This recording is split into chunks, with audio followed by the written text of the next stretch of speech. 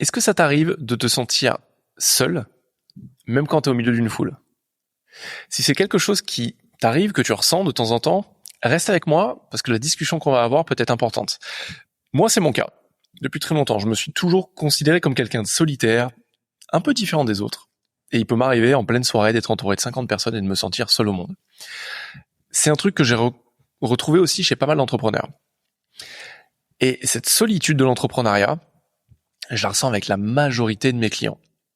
Il y a deux choses. Cette solitude, en fait, soit elle est créée volontairement, sans qu'on s'en rende compte, en fait. Quand je dis volontairement, c'est pas consciemment, mais c'est par les actions qu'on met en place. Soit c'est quelque chose auquel on fait pas attention et qui se crée petit à petit. Je vais te prendre un exemple, ça te parlera bien plus. La semaine dernière, pas plus tard, on est mardi aujourd'hui, donc pas plus tard que la semaine dernière, parce que c'était mercredi, j'ai un de mes clients qui me dit: ce week-end, j'ai un week-end avec des copains qui est organisé, on devrait partir dans la maison de campagne d'un de nos potes, j'ai trop la flemme d'y aller. Qu'est-ce que je vais faire pendant 3 jours avec eux? Sur le coup, je me suis arrêté, je lui ai dit: qu'est-ce que tu vas faire avec 3 jours, pendant 3 jours avec eux? Il me dit: bah ouais, j'ai plein de taf, j'ai plein de trucs à faire. Puis de toute façon, j'ai envie de me poser. Là, je suis naze en ce moment. Je dis: t'as envie de travailler ou t'as envie de te reposer? Bah, je vais me reposer, mais il y a aussi des trucs qu'il faut que je fasse dans mon travail. Ça, je l'ai remarqué chez plein de mes clients et même chez des clientes aussi, que ce soit hommes ou femmes. On crée notre propre solitude. C'est un des biais de l'entrepreneur. C'est que souvent, il est tellement focalisé sur la vélocité du développement de sa société, de son projet, de son idée, que ce soit un produit ou un service, qu'il est uniquement focalisé dessus. Il a des œillères, il voit plus rien. Et il est concentré uniquement sur l'avancée de son projet. Ça, c'est au début. Parce qu'en fait, ce qui se passe, c'est que quand on lance son projet au début, bah souvent on a des amis, on a une vie sociale, on a des trucs, et cette vie sociale, elle se réduit parce qu'on se focalise sur le projet. Ce qui se passe en fait dans notre tête, dans notre cerveau, c'est qu'on donne de l'importance à ça. On donne la priorité à notre projet. On en fait en gros le projet de notre vie, créer cette boîte, développer ce projet. Ce que ça donne, c'est que notre cerveau s'habitue à ça. Il s'habitue à se dire: non, la seule chose qui compte, la seule chose qui est importante aujourd'hui, c'est de développer mon business. Ça devient une habitude de réflexion, une habitude par défaut. Et ça mène à différents chemins. Ça crée cette solitude, parce que mécaniquement, en fait, comme mon client de la semaine dernière, on va créer de la distance avec les personnes en disant, avec des réflexions qui sont à première vue absurdes. Et je lui ai dit à mon client, pas de but en blanc, mais je lui ai dit après, à la fin de notre conversation. Mais à quel point c'est absurde de se dire: je me sens seul dans mon business, j'ai l'impression d'être seul au monde, mais de créer cette distance en fait.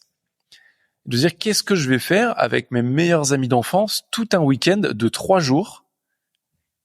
Bah tu vas t'amuser. Tu vas vivre en fait. Vivre une vie qui te ressource, vivre une vie sociale, vivre une vie qui te donne de l'énergie, vivre avec un V majuscule. La semaine dernière, je suis tombé sur un reportage de Mathieu Ricard, c'est From Stress to Happiness, d'ailleurs je le recommande, il est sur Netflix, il est génial. Et il y a un moine cistercien qui est interviewé, il a 92 ans à l'intérieur.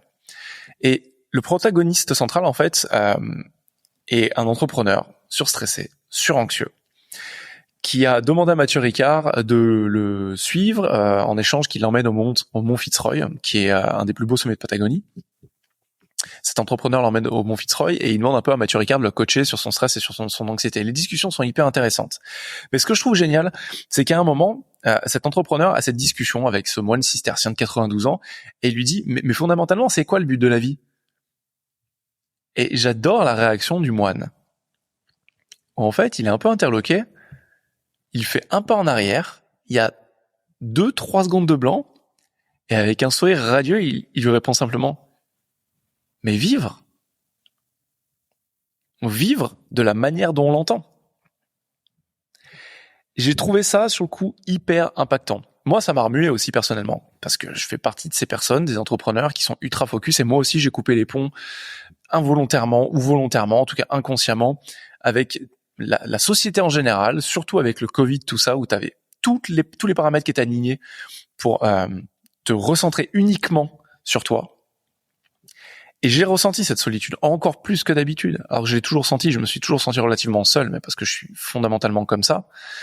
Mais je me suis rendu compte que je me suis donné aussi beaucoup de liberté par rapport à ça. Je me suis considéré comme un introverti, donc les introvertis se sentent seuls. En fait, je suis pas un introverti parce que je me rends compte que quand je suis avec les bonnes personnes, je suis un extraverti. Quand je suis dans certains cadres, je me comporte comme un introverti. Effectivement, j'adore la solitude. J'adore méditer, j'adore marcher seul, faire des randonnées seul, vivre seul, même si j'ai une femme et des enfants. Mais pour le coup, j'aime cette solitude, c'est quelque chose qui me fait du bien, qui me ressource, dont j'ai besoin. J'ai besoin de calme et de sérénité. Mais fondamentalement, j'ai aussi besoin de voir des personnes.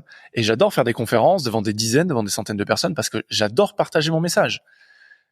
Là, on est en vidéo, on est sur l'épisode de podcast, c'est la même chose. Je sais que derrière cette caméra, derrière le micro, derrière tes écouteurs, tu es là. Il y a quelqu'un à qui je m'adresse. Et j'aime ça. J'aime ça fondamentalement.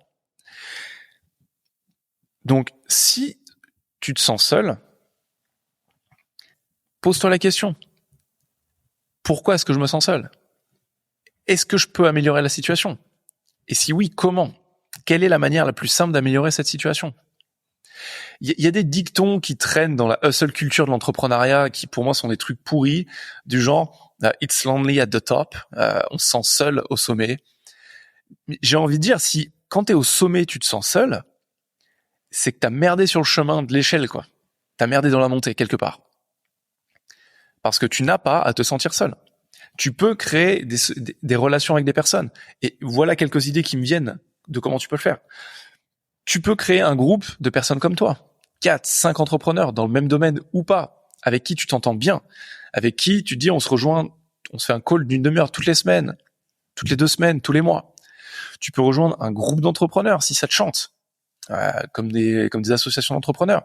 Tu peux créer ton club de foot d'entrepreneurs, une équipe de foot où tous les dimanches vous allez jouer, vous êtes que des entrepreneurs. Comme ça, vous allez jouer et vous partagez un coup, une bière juste à la fin en parlant de vos problématiques du moment.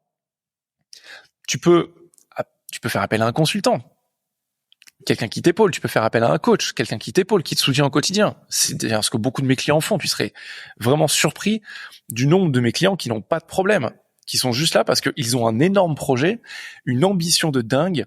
Ils savent pas vraiment comment commencer, par où commencer, ou ils ont besoin d'être cadrés, ou ils ont envie d'être cadrés, et ils font appel à moi pour du soutien, à moi ou à d'autres coachs.